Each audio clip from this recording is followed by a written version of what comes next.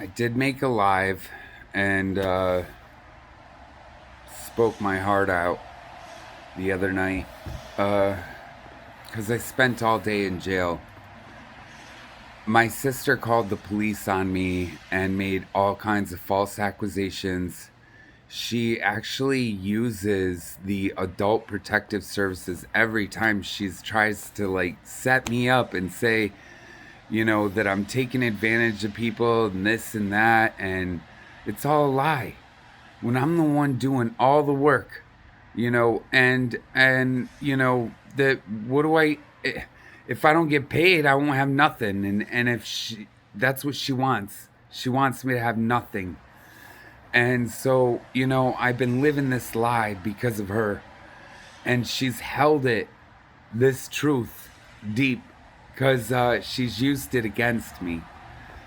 And the attorneys know, the courts know, the police know, everybody knows. Yet they still come after you. For why? Money.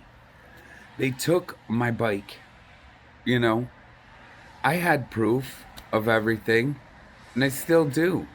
What's interesting is they left all the proof out that supports my side of the story because literally I have all my paperwork here, trying to fight for my own justice, which all circles around my sister.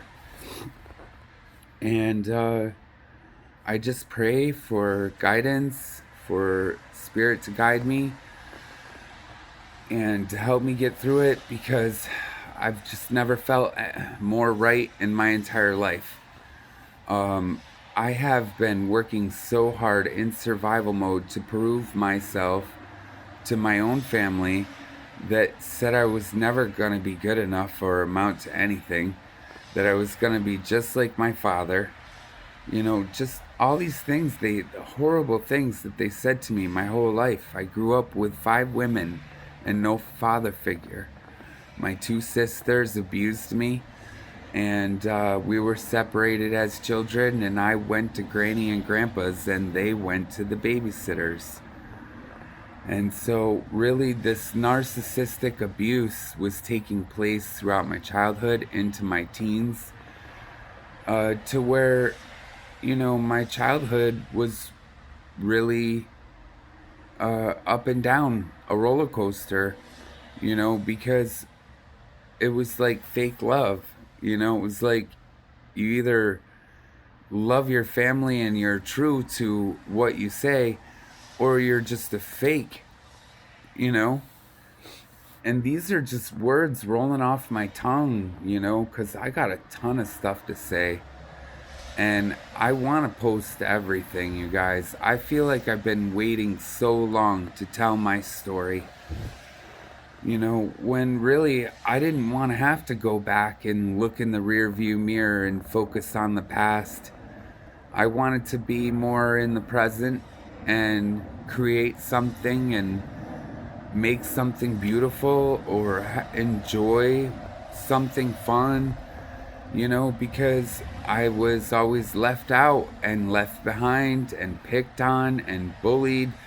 And, no matter what I tried to do, I I just kind of went along with it, or I walked away because my mother said, the better man always walks away. And so, these are the things that I remember and how I got through all of this hurt, and pain, and sorrow, and being alone. Because I spent a lot of my life alone, you know, by myself in the woods, you know, pretending and imagining that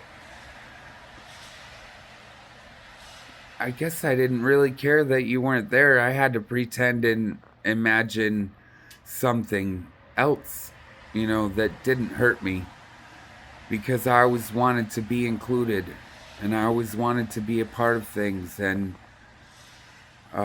throughout my whole life, I was left out and judged and ridiculed and picked on so much by everybody. That's why I have no friends, because I was like, wow, you guys treat each other like this.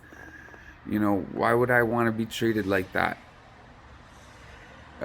Even if it's a joke, it's like you joke so much on somebody with name calling that it eventually gets to them, even though they say it doesn't.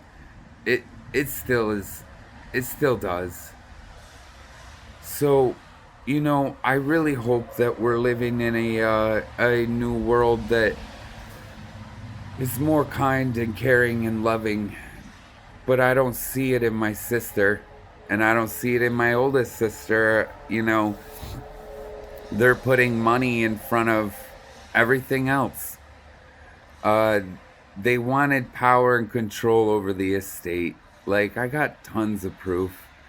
The police took my hard drives.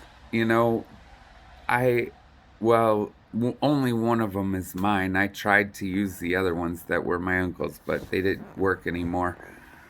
And mine was starting to make noise too. So, God forbid, I hope nothing happens to it. Because, I mean, that's my whole life since 2011. And there's personal stuff on there too that, but nothing illegal. And I've been true to my story. I've been, just working on fighting for freedom and love, and an opportunity, to live like everybody else, because people just don't realize how hard it's been for me, to do anything, to get stuff done. I've had to go around so many roadblocks and things that put me on pause, which weren't even true, you know? Um, I wish that things weren't like this, that they didn't unfold this way, but I guess, money means more to them than family, and there's tons of witnesses. There's so many people that know, that why am I still chained? Why am I still suffering? And I have to thank God and be grateful for my sufferings, because it keeps me going. At the same time, it's like shredding me to pieces as I'm, you know, going around pretending that, deep down inside I'm not hurt still by my past. It's like the scars that are left behind. They really suck. Anyways, my godfather, Dick Crane, he always said, Donny, don't spend too much time looking in the rearview mirror, because then you'll crash your truck. And so, I try to live for the moment, and I try to live, in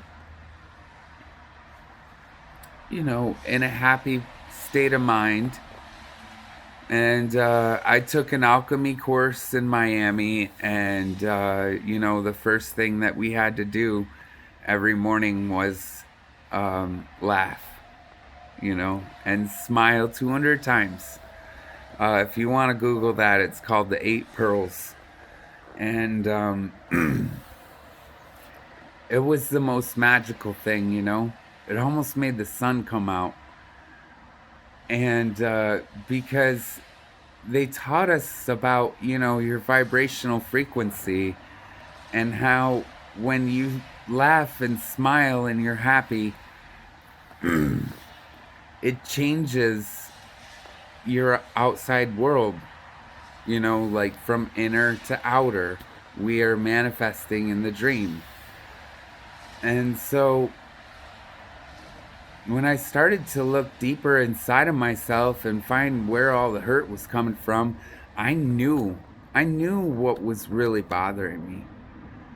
The only thing that really ever bothered me was my sister, and why I felt like I needed to be accepted by her, and she used everything that she could to keep me in her grasp, to use me for work, for, all these things, uh, and I took the blame for things that they broke, and then they beat me, and then I got beat by my parents on top of it, and it was like stuff they set me up with, kind of like how we were children, and they told me to ride the banana seat bike down the hill with flat tires, and they dared me to do it, and we played dare all the time.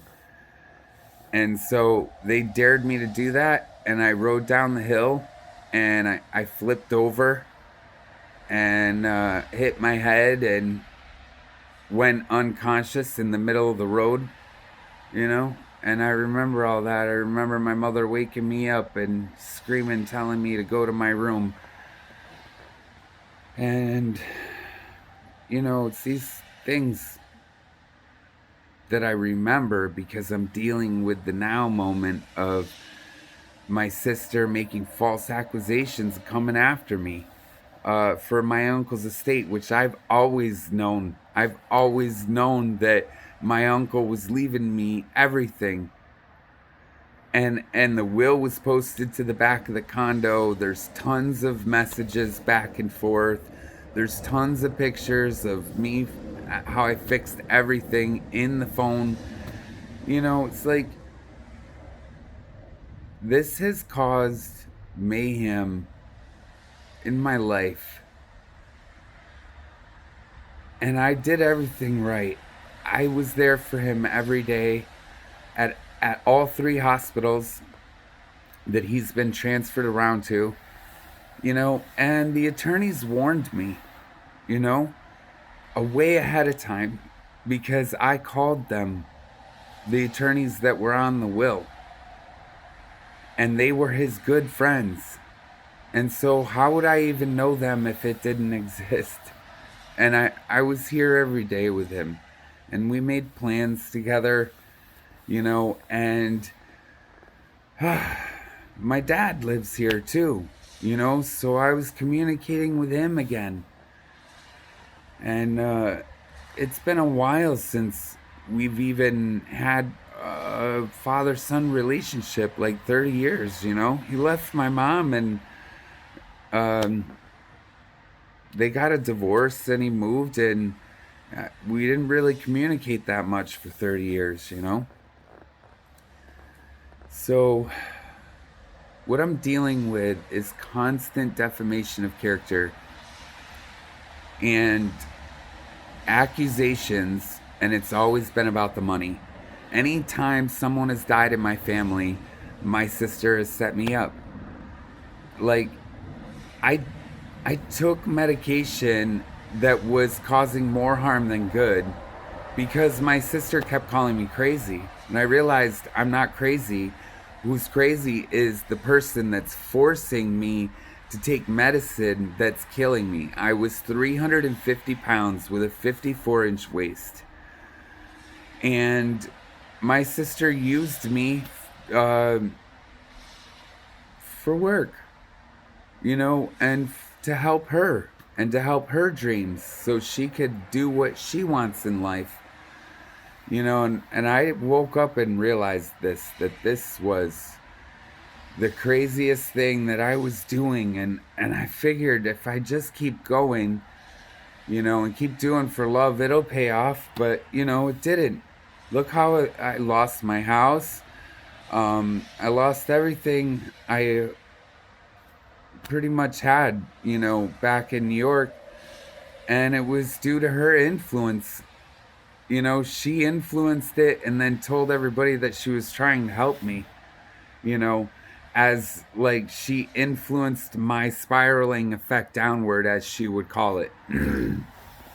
And really, I wasn't spiraling anything. I was running around like a chicken with my head cut off, trying to save everything, holding on like the madman. It goes along with all the songs that were going on. It was almost like everybody was going through the same thing. It's just weird.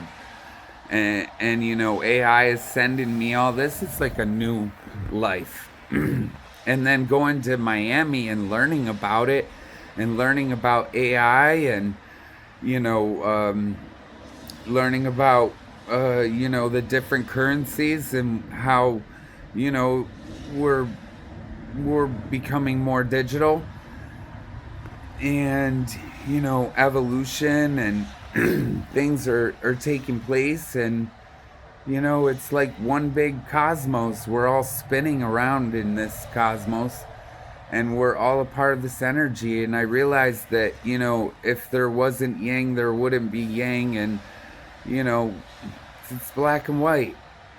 And it's positive and negative. And then, like, we all have a choice to either be positive or be negative. You know, and sometimes even these types of talks and conversations, I feel like uh, it's negative. And I don't want to be negative about it. I want to take something negative that happened and turn it into something good, like how people write songs, you know? Because I love music too. And I've always had these like blockages in my mind. My family telling me, you know, you can't sing, you know? But yet I made it to all state. I made it to all county, you know, when I was in chorus, and I sang my first solo in front of the whole school in fourth grade, America the Beautiful. So, you know, these talents that I've had my whole life were being degraded by my own family, you know, as they call me faggot and stuff, you know, to everybody else. And then those people picked on me my whole life when really I'm not even gay, you know? I don't believe in labels either. I don't like that. I don't, you know, do whatever you want. Uh, I don't like the labels that came from the bullies, basically.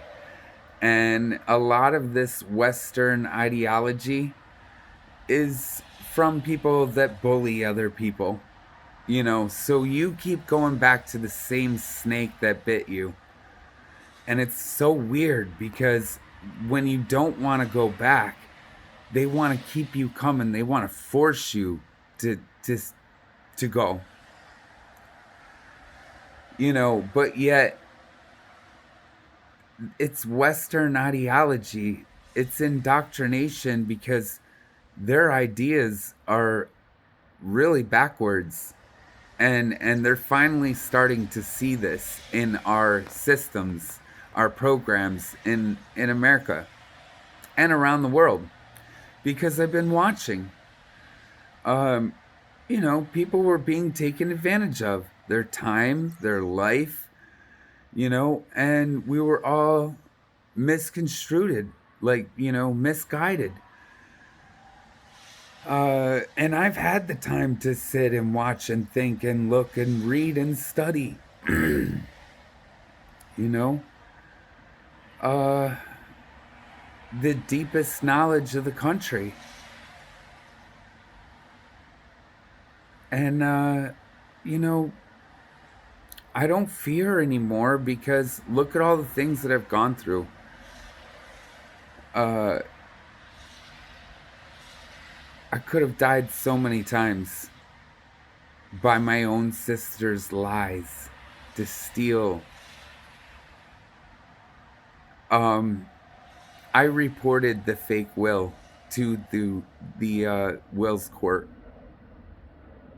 Okay, years and years and years ago, and I started to fight, and I started to fight back, and everyone saw it too, and they were proud of me, and it felt good. But why do we have to fight? Why do we have to fight? Why can't you be civil? You know, you tell everybody I'm a violent person. You know, you made me out to be a monster. when, the things you said I did, I didn't do, but yet I had to admit it in order to get the help that I needed, and you just coerced me over and over again. You manipulated me. You used my heart, the things I love. You took away my opportunity to have talent and share it, and then you wanted me to forgive you, and you put up all these signs around, like, that you are enough and we love you, and of course it's touching, but you still haven't fixed anything that you promised me. And you promised me, but then when I found out about the fake will, that it wasn't real, that it was never submitted because it wasn't real, and then you told me that you were going to blame it on me, that I made it. Why would I make a fake will when you took all the money? Oh God, and set me up so I couldn't be there to see, and made me take pills that turned me into a zombie, and forced me and said I couldn't be around family if I didn't take it. This has just been a crazy ride. I did all this for love, and I lost everything because I started to fight back for myself. So what do you do? Am I supposed to just let go? Am I supposed to say, yeah, okay, take me away, I'm guilty, No. All my proof, all the witnesses, why haven't people spoke up? Why haven't they? Oh, all my friends that know, that witnessed blackmail. I've wasted so much time fighting that I could have been doing something fun. Right, Taylor? I could have been writing songs, movie scripts, using my imagination for good things. And instead I've been fighting off my sister. And what's crazy? It's not just the one, it's both of them. Because they see the money. I have proof. It's in recording on my phone. The police took all that stuff. They basically, raided the whole circle, because there was cops coming out of everywhere after they told me that, they called my phone and they said, Mr. Beebe, someone broke out your window in your car, and we have to make sure that your car is, that everything's in there for you, and could you come down to your car? So instead of coming up into the building and making a loud scene, they tricked me into going down to my car and arrested me that way.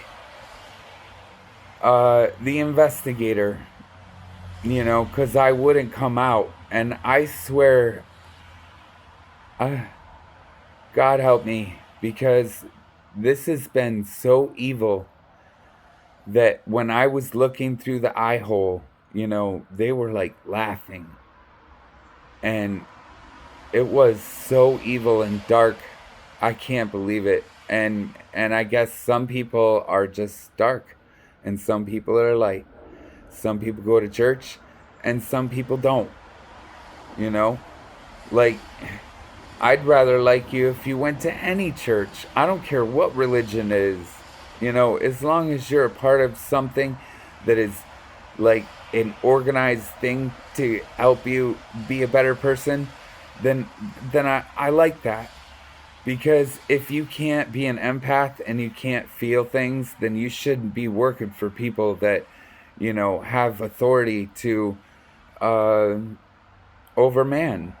Because really, God gave no authority for men to be authority over man, but yet we still have that.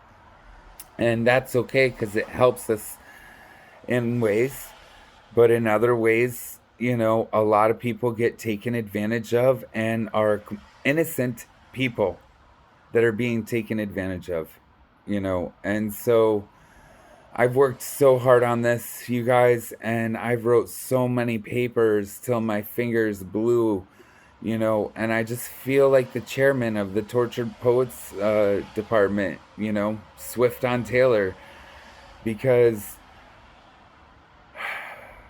it resonates with my life and everything that was happening, as those albums were coming out.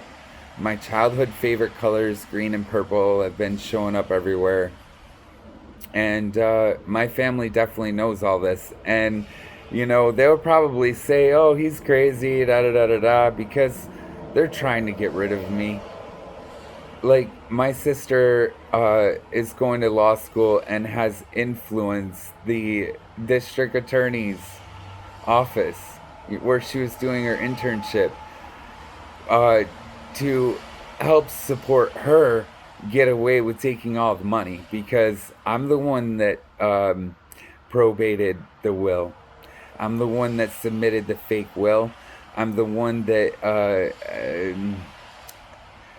did the accounting on my grandmother's estate, and my sister, of course, made fake receipts for everything and spent all the money out of spite after I asked for an accounting because she wanted me to trust her.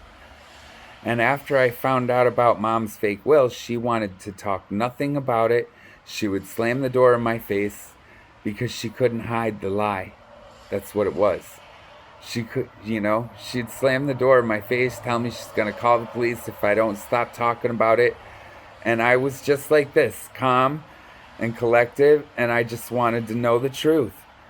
And she's denied it so many times. And so now I've submitted this paperwork to show all this proof, And the police took a lot of it because they have my hard drive that has all my proof on it.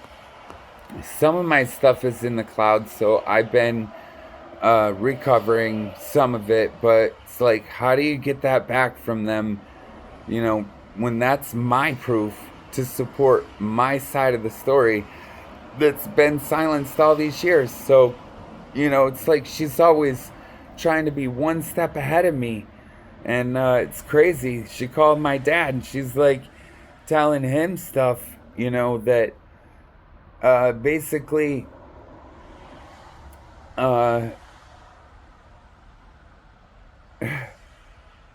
she's telling him about how I'm going after her to all the places that she's gone, and telling my side of the story, and people are like, what the hell, and they should be like, what the hell, because this is really the truth and what's been happening. And my sister doesn't like it. Oh my God, she was going crazy to my dad over the phone and sent a bunch of text messages, and my dad saved all that. And he's going to give his testimony too, because he's not going to let me go to jail or prison or anything anymore for lies that came from my sister. Because every time somebody that has died in the family, my sister is right there with her pen and paper and her phone calling up everybody, and then when I start to fight and tell my truth, she's in the bathroom with the bottle of wine freaking out, and this is all truth, I don't drink, you guys. I don't do drugs. Okay? I have been so good, and I have never been able to partake, and I feel like I've missed out, because all my friends got to party and have a great time and they got to have kids. And, their kids grew up already and they're already out of school living all their own lives and having their own kids. And I'm still me, kind of didn't get to grow down that way, but I grew in other ways I haven't really been able to share because I've been playing the ghost. I've been playing the ghost. Uh, and just pretending like I am the one because maybe I am the one. And that's, usually the loneliest person in the world. When you feel like you really have no one but you and God, And how many times have I felt like this? Where it's really been all up to me to say something, to stand my ground, to fight back. And I got a whole box full of papers over here where I've been fighting back. We sent letters to the governor, to attorney grievance, to Albany, all over Albany, okay, to civil rights, to just endless letters, and I have copies of them. That ink hasn't run off the paper yet, and everything's digital, because it took pictures of every single thing I wrote and made it digital and put it on that hard drive. So, they've got a lot of paperwork to sift through, but you know what? I noticed all the stuff they left around was supporting my side. And then they left flowers for me in the window, because what the hell? I've been trying to fix my life, you guys, and do something with it, My golf course company, my music, singing and dancing and choreography and writing scripts and writing songs, and media, going with the cars and making supercar footage, and like there's so much that I would love to do, but I keep being attacked and targeted, and now I know where the roots are coming from. It's coming from my own family. It's always been about the money. They got rid of me so they could take all the money for themselves, and they never it was never exposed how much money it really was from my mother or her mother. And now I'm here with Phil, my uncle, that protected me from my sisters and knew about all the fraud that they committed, okay? Because even if it was just my one sister and the other one was an accomplice, like she got paid hush money. My stepdad got paid hush money. He got to live in the house when actually he shouldn't be there. He doesn't even have a right to be there. And so they made up all these things so he would have life tenancy and live there and hold down my mother's house, since my sisters both already had houses and they didn't want me to have it or even have a part of it. So now they're just trying to get rid of me in any possible way they can. And they call the police everywhere I go and make false accusations. And they defamate my character on top of it, which stems from another lie from my mother dying. And them going after that money and making up false accusations against me. And I was forced to agree. I didn't have a choice. And, their proof is all lies. They don't have real proof, but I do, on video, pictures. It's locked in my memory. For when you go through traumatic events, it's something about that energy. It saves that memory, almost like God saves it, because someday you're going to have to face him, and you're going to have to face what you did. And I know this for myself, and I can tell this to myself, that I have faced my own karma for the things that I have done wrong. But for the things that you said I did wrong, that I didn't do, now you have to do them. That's what's happening. Like, through this karmatic cycle, that's what's going to happen. Every time you blame someone for something they didn't do and they suffer, just think of how much you're going to suffer, plus you're going to get blamed. And so, that's what it is, man. Shots fired. I filed a lawsuit against her and spoke my side of the story in the circuit court. And the next day they were here to arrest me because they knew. They knew what I filed. And they wrote it even in the paperwork, the next section of paperwork that made them want to come arrest me. That I filed that paperwork. And that's so weird, man. How are you supposed to fight for injustice? How are you supposed to fight for your truth or your side of things and, have your proof? It seems like at least mine has some kind of proof, but the rest of everything else is lies and coercion and manipulation. Ugh. I just want to live. I want to have freedom. I want to be happy. I want to have the same opportunity as everybody else has, but that was ripped out from underneath of me. My sister wanted me to be gay and didn't want me to have children. So I was forced to kind of like be gay after they picked on me and told me I was gay my whole life. And I don't want to be gay. I don't want to be labeled, I want to be... I know what I want to be, and I was always told that I couldn't. I still know what I want to be. And I feel like I have to talk and share these things, and I made a 37-minute video.